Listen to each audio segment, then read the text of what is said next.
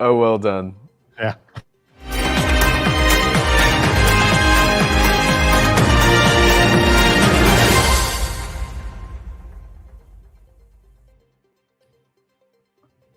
Hello, my little cherubs or muffin tops or whatever it is that I usually call you. We're all John Curtis because We are John John Curtis. Curtis is sick and poorly, so we're going to do our best without him. Welcome to the News and Views with the award-winning Café. 30 minutes of what's happening in sustainable transport with expert analysis from the Café crew, brought to you this week in partnership with Europcar, who I had the pleasure of interviewing this week for their podcast, so look out for that. We touched on all things that make Mark Newbury wonderful and what they enjoyed about the rally and why Europcar has the key to unlocking e-mobility for the masses. Well, anyway, more on that another day. Thank you for sponsoring this episode of the news. Today's opinions on a stick are me, John Curtis, him, John Curtis, and him, John Curtis. So grab a cuppa and plug into what's been happening in clean transport this week. And as ever, please keep that chat box buzzing. So coming up, demand for new trucks grows for a second year running as more businesses go green. We'll more from that on John. The zero emission van plan launched. More on that from John. Turbocharged secure investment on Dragon's Den. More on that from me, John. And the EV Cafe Village and everything electric. But first, over to our for story number one. Yes, good morning, everybody. My name is John Curtis, and I'm going to just let a little bit of news about heavy goods vehicles. So demand for new heavy goods vehicles, HGVs, grew for the second year running, with UK registrations up 13.5% in 2023, according to the latest figures published today by the Society of Motor Manufacturers and Traders, the SMMT. Some 46,227 new trucks of all types, sizes and technologies were put on the road last year, representing the best annual total since, according to this note, 20,191, which I think is 2019, as more businesses invested in their fleets. Now, this is my opinion and my news from John Curtis, but what does Sam Clark, who runs EHGV stuff for GridServe, think? Well, John, that's a very good question. It's interesting if we drill down into these numbers, Mr. Curtis, to see that zero emission HD registrations tripled year on year. But let's not get too excited, because that's only 0.5% of the market and does actually mean that's only 64 units. And I suspect 15 or 20 of those were probably registered by the automotive OEMs themselves. Hopefully not. Nevertheless, it's 64 units, according to the SMMT figures. It's literally written at the bottom of their webpage, John, Paul, John, whoever you are. But anyway, it's progress, and I think we're going to see a lot more of it. So it's Pope John Paul, actually. But I wouldn't mind interjecting, because New Automotive had the number at something like 200 trucks were registered last year, and 0.5% of 40-something thousand is somewhere in that number of 200. So I'm thinking it's like that. But a lot of them were refuse collection vehicles. There was 90-some odd refuse collection vehicles registered by Dennis Eagle last year. So it's fantastic. And I'm here at Welsh's Transport. It was Chris Welsh who was number, I think, 49, but Chris is going to tell me that I've got that wrong afterwards, I'm sure. But these guys are really pushing on the net zero truck world, and we're seeing tractors and rigid units all going out. So the electrification of trucks is happening. Very exciting. Indeed it is, Mr. John Paul. I don't know whether the 64 perhaps is zero emission, as opposed to those that might have other drivetrains associated to them. So there might be a discrepancy in the numbers as a result of that, potentially. Possibly. Well, who can tell? What do you think, Saz? Says John Curtis. Hi. It's great to be here. I'm Sarah Sloman. I was thinking carefully whilst you spoke about how operators are going to need certainty, right? And I was reading the news article, and the first dedicated truck charging point only went in last year. So, and the government is due to do their budget in less than 3 weeks. And it says, must match ambition with action. So we'll see what happens next. But we do know that thanks to all of these studies and good work going on, rest stops and motorways will be looking after the vehicles. But I just hope they're being designed to also look after the drivers. Well, what's really exciting, actually, is that here at Welsh's Transport, there's going to be some activity in the coming days to provide facilities for other trucks, not just Welsh's Transport, to charge here. And all of the health and safety stuff is all being sorted out. But I'm not going to steal their thunder because there's a big launch coming. So it's really good news. And there's lots of other good stuff happening in the space to do exactly what you've just described there. John, do you think we should do some hellos? Yes, let's do some hellos. I think I'm the John that said I was going to do that. So Teresa S from Formula Space, she is first one in very early this morning, making a chai latte. I didn't know you could make chai lattes. I thought you just got them at Starbucks, but there we go.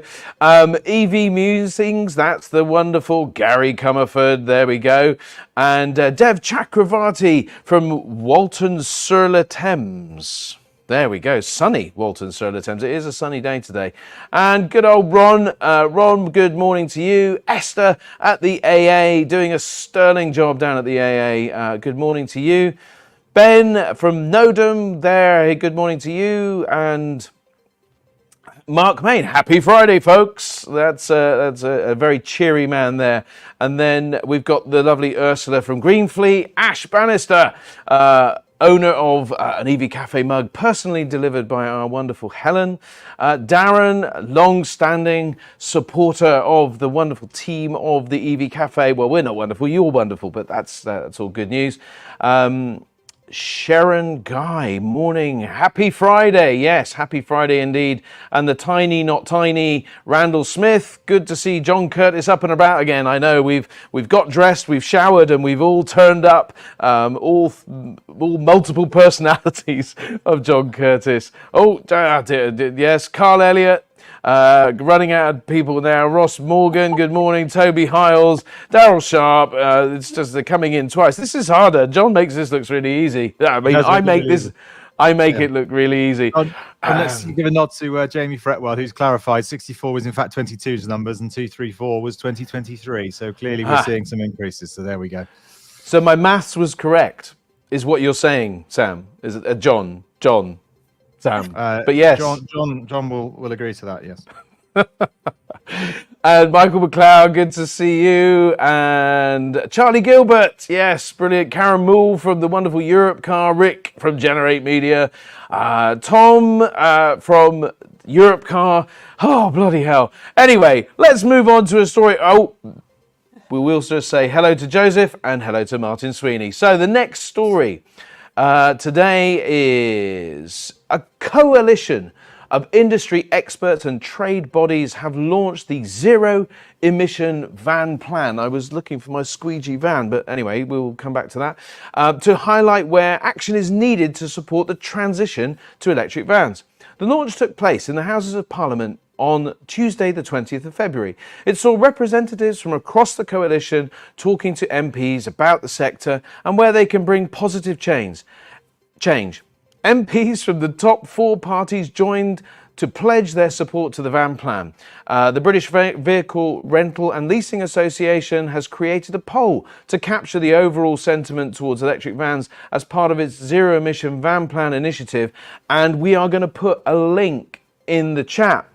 But Sarah, what do you think? I know Johnny Berry got to go on behalf of the collaboration, because the collaborations between the BVRLA, Logistics UK, Recharge UK and the AFP and of course the wonderful EV Cafe team are supporting it because of all the wonderful supporters that we have that are passionate about it. Saz, what do you think to this initiative? Oh, I'm so pleased to see it come forward. It's something that we've spent a long time talking about, and I do believe in doing then talking. So this is great to see at least step one being taken, and there was a great photo of everyone stood together. And it's just that acknowledging that electric van sales are going in the right direction, and that vans have a significant role to play in the transition to net zero. There's no doubt about that. When you look at the figures from the SMMT about the proportion of what would be considered fleet, a significant number of those are due to be vans. At the moment, there's a lot of cars that are electric, which is great. So just imagine what's going to happen next. So without a decent, thorough plan to execute, then we may find ourselves in hot water. and negative press. So this sort of transition needs to be well managed, well planned, and most of all, well communicated. There's no point in having a good strategic approach if your ability to communicate it and encourage collaboration in the community that will be affected by it, if you can't do that, then it's not worth the paper it's written on. And that is what we set out to do. That's why we're so grateful that Johnny went along. He's got a wealth of experience in transitioning vehicles with his job at Navuna. So I was really pleased that we were represented. Shame for John, though, really felt for him. And I felt for you too, because you've been completely integral to getting this off the ground, Paul. So well done. Oh, is Paul here? Yeah. Well, actually, Paul wears glasses as well. So no point. You should have worn 2 pairs of glasses to make this extra funny. Sam and I don't need ours. We're just wearing them anyway. And Sam, listen, you've run an electric fleet, and you know the kind of support that has been there for vans in the past. Is it enough now? Can we hope to see more from government? Is this a good push forward? Oh, I think for sure. It did make me laugh that the two members of the EV Cafe with the greatest van knowledge are not the ones that actually went to this meeting, but Johnny went instead. But it turns out, the feedback he gave was that it was actually really, really valuable for him to be there and understand it from a fleet perspective, which is great. And yeah, I mean, all of this stuff is power to the elbow, isn't it? I mean, the market is changing, the movement is changing. It's very clear, and anything we can do from a government perspective to help to incubate and catalyze that is positive. And to be involved with it as a group, as a collective with BVRLA and EV Cafe and others is really good news too. So, we're winning slowly but surely, aren't we? We're getting there, and all of this is really, really important. Yeah, absolutely. And thanks to Transport and Energy for covering off that whole article and putting it on their news channel and reporting it. It was we did see a little bit of a zero emission van plan LinkedIn takeover, and that was thanks to all of the people that posted. But the link to the form for any fleet managers that want to put in a response to the survey would be really, really helpful to give some tangible figures for the BVRLA and all of us to push forward through to government and see what happens there. But I will just say before we do move on, I missed Christian Borman. Morning, looking forward to my first EV Cafe running fully charged on Peruvian AeroPress coffee. Well, Christian, I hope your coffee is keeping you wide awake along with the banter and chat here. So, can we just point out to Christian, if it is his first EV Cafe, the reason why we all look like utter idiots is because we are not John Curtis, who normally does this. Your second view of EV Cafe will be slightly different to this one. Can I just say this is how I normally look? Oh, yeah. Anyway. I didn't shave my head special and I haven't got glasses on special. But all about you though, Paul, is it? It's not all about you. No. But we're not all different. So we're not all the same. Oh dear. What's next, people? It's back to John Curtis. Oh dear. Good old captions on BVRLA. Back to you, John. Back to John in the office. Thank you very much. Thank you very, very much. And just evidence that I don't need these glasses, I will copy Sam and wear them upside down for this next section. Good job we don't do impressions of John's voice. That could be very tricky. Here we go. Turbocharge has won investment from sustainability angel investor Deborah Meaden on Dragon's Den, with the money set to be used to help roll out their through pavement electric vehicle EV charging channel across the UK. The team went face-to-face with Dragon's Peter Jones, Deborah Meaden, Duca Suleiman, Sarah Davies and Stephen Bartlett in the hope of receiving additional funding and the Dragon support to expand their business internationally. Co-founders Michael Goulden and Ben Whitaker devised the idea for their charging channel after becoming frustrated with the lack of sustainable charging options for EV owners without a driveway. Currently, these households need to trail a cable over the pavement, which creates a trip hazard for anyone using the walkway, or travel to a public charging point, which can be 5 to 10 times more expensive and more time consuming. Now, did anybody actually watch the episode back? No. I saw the clip that was shared, but I didn't see the full pitch. I totally did. I really enjoyed the full pitch. Number one, Ben has got the best voice ever, so it was fantastic to watch him on TV. I did wince and cringe a little bit when they started talking about how robust it is and how even high heels can't break it and things like that, which I thought would kill the Dragons. But actually, Sarah, whichever way around that is, she kind of tested it and it did work. And also, thank you to Ben Kilby, who corrected me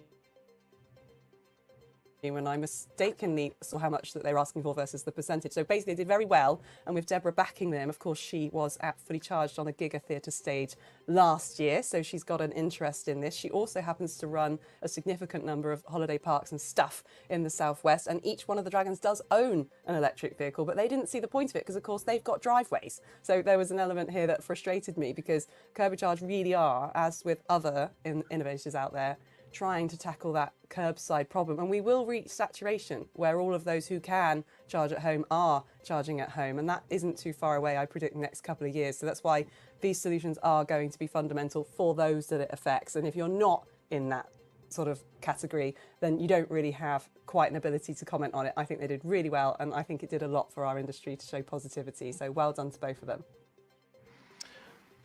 I would like to leap in. I've been delivering training with both dealer staff and people in the market, going out to talk to people about electric vans.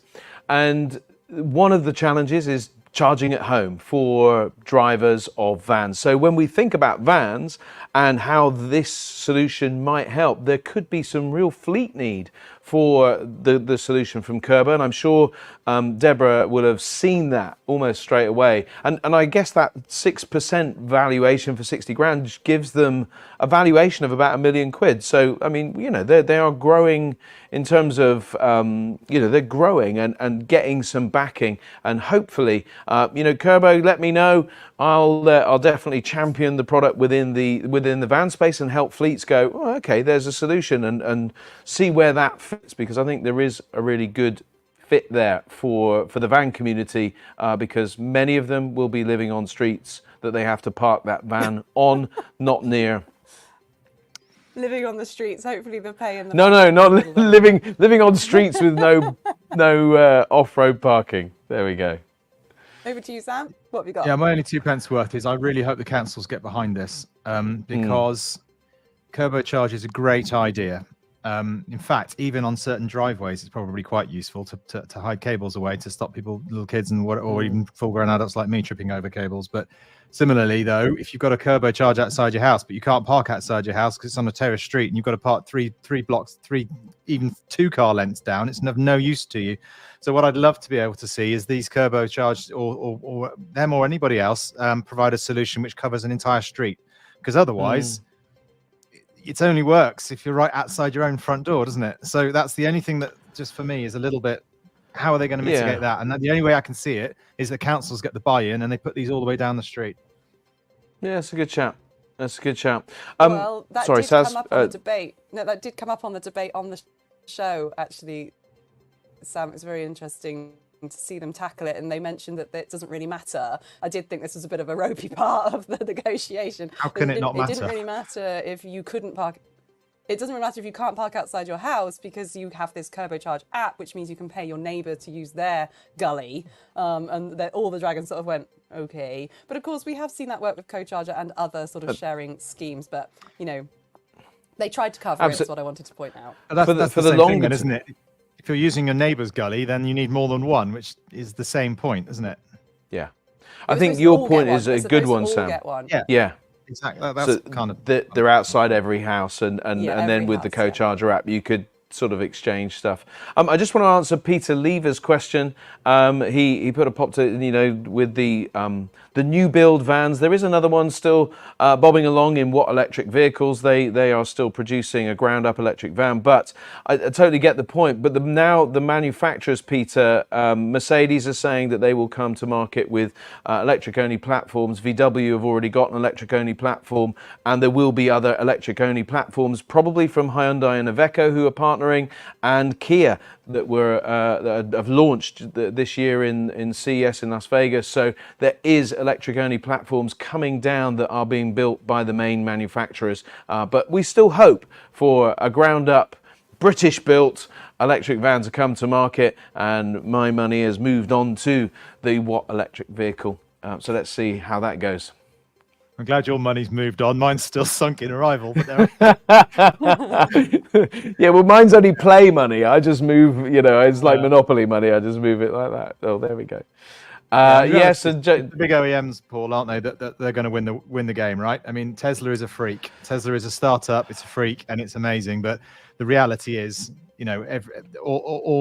all major automotive OEMs are the ones that are going to win. I think, and even the likes of Polestar are basically Volvo, aren't they? Or they were. yes, So well, they are. it's very, very difficult for startup OEMs to get into a market when the big boys can just come along when they're ready and just start building stuff, which they're doing now. I think the interesting piece will be the Chinese. How much of the Chinese come in, which will change the dynamic of the market, both from the commercial vehicle sector, but also for the cars as well. So it'll be an interesting thing.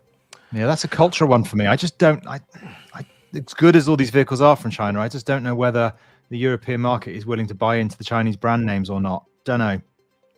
We'll see. BYD seem to be doing BYD very well. Doing all right.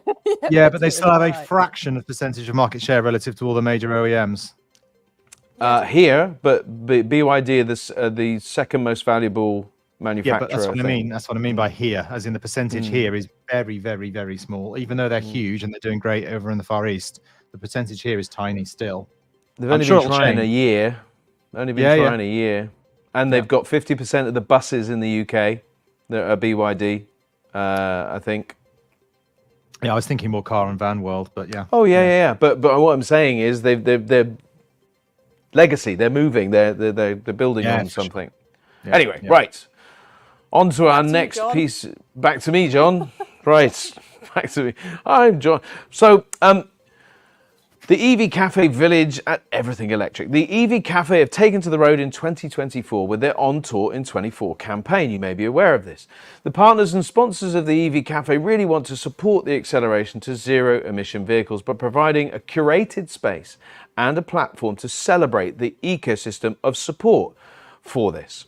Everything Electric at the London Excel on the 28th to the 30th of March is the first stop on the tour. Everything Electric, the artist formerly known as Fully Charged Live, will once again be a hotbed of an electric and sustainable innovation. This year, the event will feature eminent speakers from across the globe on a vast array of subjects in the live theatres.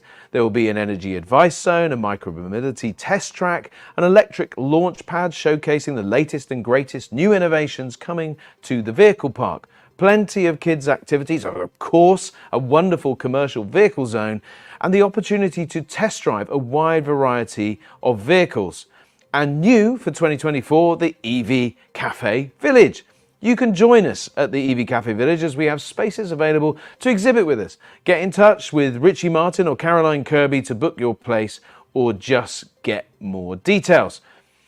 Johns, from the perspective of celebrating and showcasing all things electric, are there any better places to be, do we think? Not really. I mean, it's a fantastically strong presence that Fully Charged and Everything Electric has now got, right, over many years, and hard graft to get that level of attention, and it's always so heavily subscribed. It's always so very busy, and there's a real mix now of B2C and B2B activities as well. So well done to them. You know, and clearly with all the events they're doing internationally now, it's the place to be. It's the place to be. It's the place to learn. It's the place to see new stuff. It's the place to see us. So come and join. Fantastic. Well, what about you, Saz? I very much think so. I'm really pleased to see they're doing the energy advice. Oh, Saz, sorry. I'm really pleased to see they're doing the energy advice zone. I'm still in John mode. The voice went up an octave.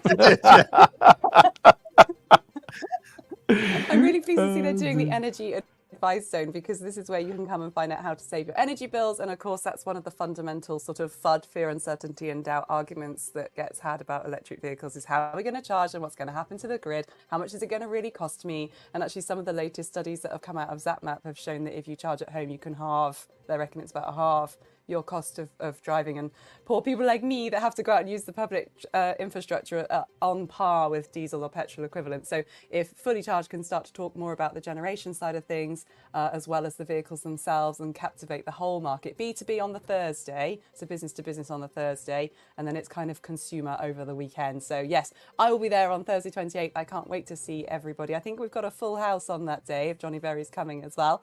So that will be a wonderful afternoon spent in London. Absolutely. Yes. And I was going to say again, thank you to Jamie Fretwell for saying, looking forward to hearing Sam speak at Everything Electric on Thursday, because now I know that I am. So thank you for that.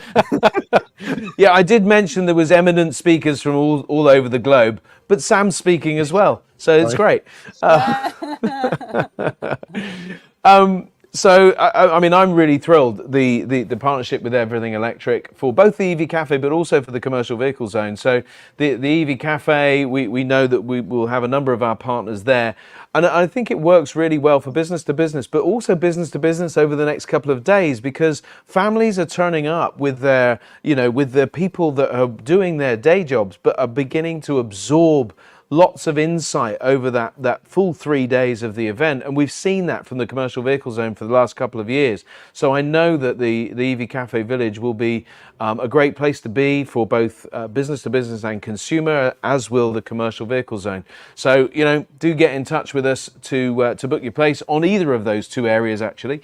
But it is going to be a really, really good 3 days. And I am really encouraged to see all of the different speakers that will be there. I will be talking commercial vehicles, of course, with Imogen on, I think it's the Thursday. Dean Hedger from Vital EV Solutions will also be there for that. So yeah, very exciting times ahead. So let's just have a little look in the yes, we'll just say hello to anybody else. Big congratulations, EV legend Dean Hedger being promoted to Business Development Director at Vital EV Solutions. Oh wow, that's good news. Well done. There we go. Yeah, also Alex Ray. Alex Ray is now MD at Managing Vital Director. EV Solutions. So it's awesome to see. Yeah, there's some really good restructuring going on there to really build them for the future. So I'm excited about the types of things that we're going to see from Vital EV Solutions. He says, shamelessly taking and giving the guys a plug, because they're a good bunch down there. So over to John, I think, to close us off. Not me. That's you, John. That's you, John. That's you, John. That's the John with the beard. What? Oh my goodness me. You're John, remember? You're John. I'm closing this out, has I? Oh God. Okay. Right. I didn't know I was doing this. Okay. This has been an EV Cafe production, Brilliant. would you believe? Brought to you this week in partnership with Eurocar. Other sustainable views. Oh no. Oh no. Is this why you got me to do this? This is why you're doing it. Other sustainability news services are available, but this one is just funner. Funner! I'm not doing that again. That's the one and only time. We did it for. The EV Cafe is truly blessed to be partnered with the AA, Webfleet, Eurocar, Plug Me and Pay Through, Zaptec, Spirit, Hydrock, Interval, CarShare, UK Dynamon, and McIntyre Hudson. We are the EV Cafe, supporting the transition to clean transport. Enjoy the rest of your day and your weekend, wherever it takes you. Until next Friday, bye! Bye!